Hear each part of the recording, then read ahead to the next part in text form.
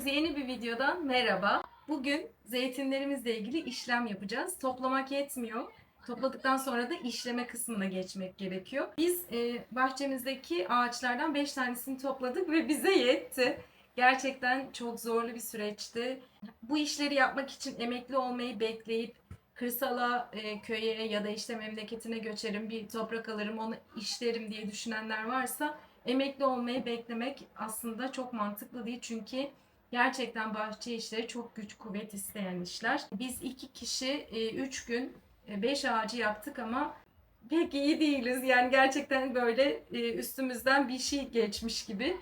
Kolay bir şey değil. Alışık olmadığımız için de aslında. Şimdi zeytinlerimizin 100 kilosunu yağa götüreceğiz. Bir miktar da evde var. Onları da işlememiz gerekiyor. Çok basittir aslında işlemler ama birkaç tiyo ile birlikte çok daha lezzetli zeytinler yapabiliriz.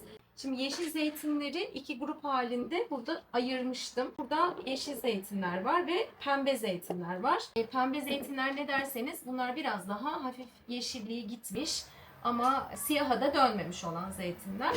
Şimdi buradaki bu iki cins için işlemlere başlayacağız. Öncelikli olarak bu iki cinsi birbirinden ayıracağım. Ayırırken de şöyle bir şey daha yapacağım. Mesela şöyle göstereyim. Bu zeytinleri toplarken fark edemiyoruz ama bunlar zeytinin içine girerse bizim kurduğumuz zeytini de bozabilir. Bu şekilde yaralı bereli ya da işte içi yok. Bakın bunun içi yok mesela. Bu zeytinleri toplamda ayıracağız. İkinci olarak şu şekilde sapları var. Bu sapları da ayıracağız. Bu saplar da olmayacak. Üçüncü aşamada da yeşillerle pembeleri ayıracağız. Peki siyahlar nerede derseniz siyahlar apayrı. Onlara başka bir işlem yapacağız. Onları da daha sonra göstereceğim.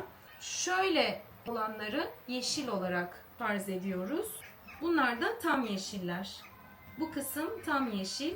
Ama iş şöyle bir renge döndüğünde bu da pembe olarak olacak. Pembelere başka bir iş yapacağız. Yeşillere başka bir iş yapacağız. O zaman ayırmakla başlayalım. Tabii ayırırken aynı zamanda hasarlı mı değil mi onlara da bakmış oluyoruz. Elimizden geçiyor. Saplarını çıkartıyoruz.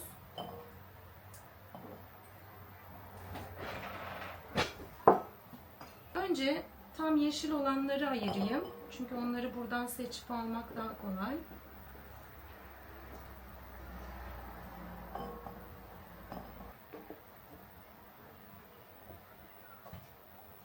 Şimdi niye bunları renklerine göre ayırıyoruz derseniz, daha yeşil olanların yapısı çok daha sert. Daha pembe olanların yapısı biraz daha yumuşak. Çünkü siyaha yaklaşmış durumda. Bu kadar yeşil ve bu kadar pembeyken aynı zamanda olgunlaşmayacaklar. Aynı zamanda acıları çıkmayacak. O yüzden sertlikleri aynı olan zeytinlerin bir arada acısının çıkması daha iyi olacak. Bekleme süreleri aynı olacak.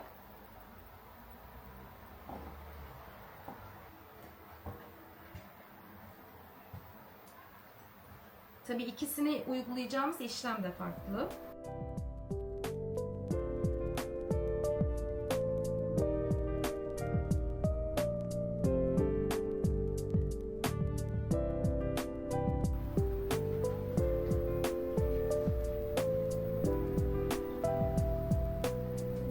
Evet, zeytinleri ayırdım. Yeşiller ve pembeler olmak üzere. Bunlara nasıl işlem uygularsam daha lezzetli olur kısmında şöyle bir ayrımım var.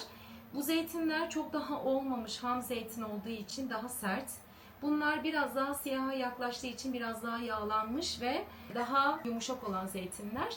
O yüzden yeşilleri kırma yapacağım. Daha pembe olanları da çizme yapacağım. Böylelikle acıları çok daha birbirine yakın zamanda oluşmuş olacak. Çünkü kırdığımızda zeytinin gövdesinde açtığımız yarık çizdiğimize göre daha fazla. Yarık fazla olduğunda acısını çıkartma oranı da aynı oranda doğru orantılı oluyor. Yeşil zeytinin daha çabuk tatlanması için onu kıracağız. Daha yavaş yavaş tatlansın istediğimiz için olgunlaşmış olanları da çizme yapacağız. Ben ayırırken neleri çıkarttım? Kabukları aldım. Yeşil zeytinde şöyle berelenmeler olursa bunları istemiyorum. Bunları çıkarttım. Daha pembe olan zeytinde de daha buruşuk ve içi yumuşak, sulanmış gibi olanları istemiyorum. Yine aynı şekilde içi hiç kurumuş gibi olanlar var. Onları istemiyorum. Bu da içi gene su gibi olan bir meyveye dönüşmüş. Bu şekilde olanları istemiyorum. Darbeli olanları da istemiyorum. Bunları ayırdım. Bunları kullanmayacağım. Evet, kırma için bir ahşap çekiç olabilir. Bunun için ahşap çekiçler çok satılıyor. Benim şöyle bir çekicim var. Bununla yapıyorum. Buradaki püf noktasında şöyle önemli bir detay var. Kırdığımız ve çizdiğimiz zeytinleri muhakkak hemen suyun içine atmamız gerekiyor. Yoksa kararırlar. Ben şimdilik şöyle bir kaba aldım. Buraya bırakıyorum. Ve kırmaya başladığım zeytinleri bir ya da iki kere vurarak şu şekilde bir yarık oluşturuyorum. Bu şekilde bir yarık oluşturuyorum.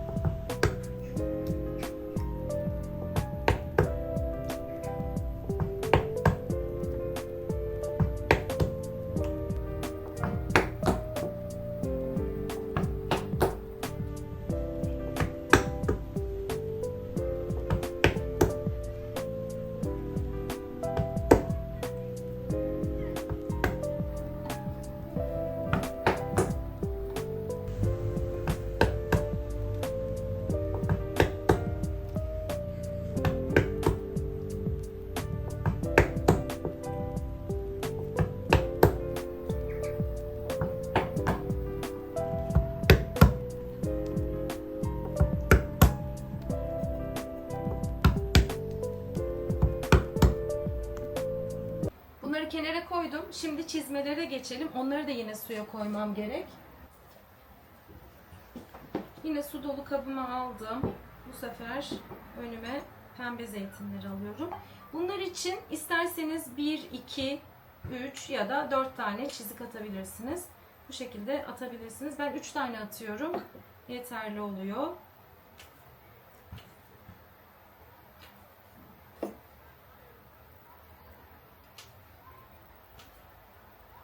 Bu çizikleri atarken elime yağ gelmeye başlıyor. Ve bir süre sonra elim bayağı yağlanmış oluyor. Zeytinin kendi yağı, zeytinin suyu değil aslında, yağı. Şöyle de gösterebilirim. Bir çizik attığımda bile çok güzel bir yağı çıkıyor.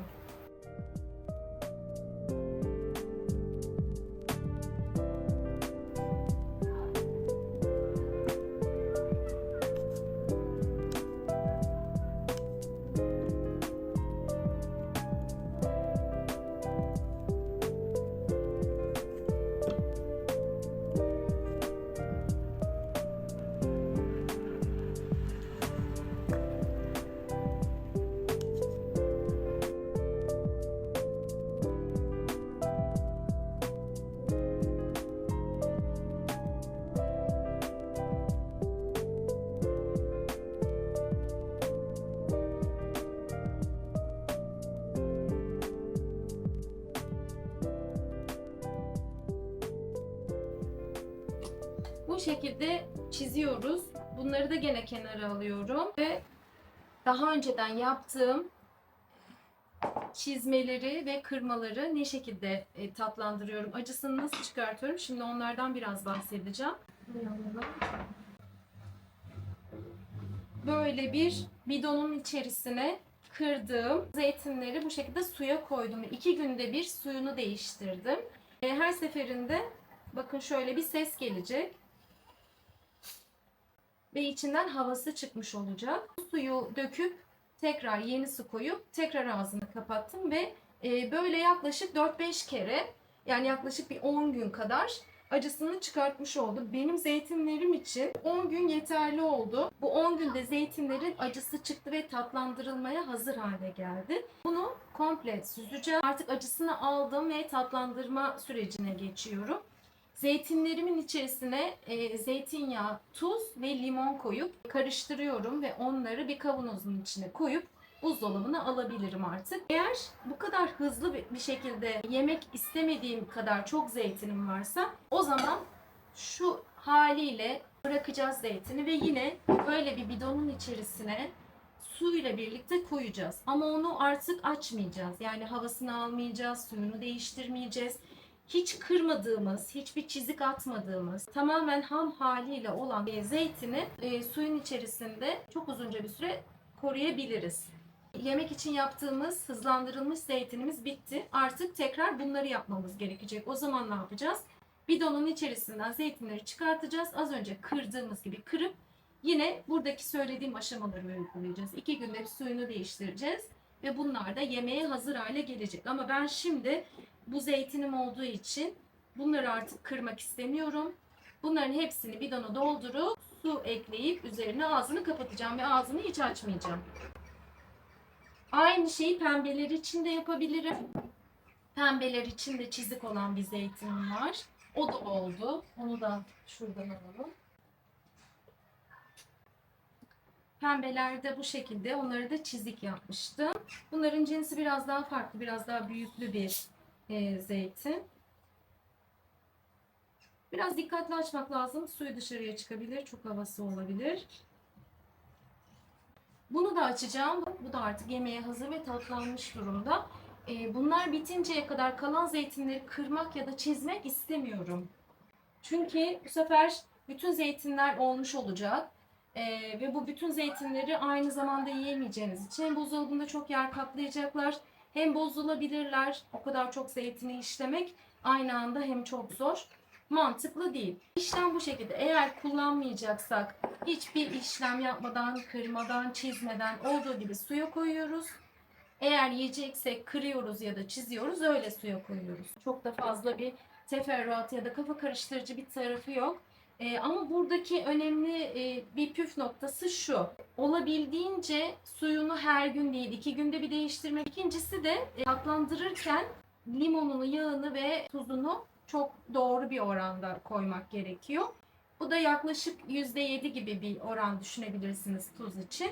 Eğer bu iki püf noktasına dikkat ederseniz çok lezzetli zeytinler olur. Tabii başta bir püf noktası daha vermiştim. O da çok önemliydi.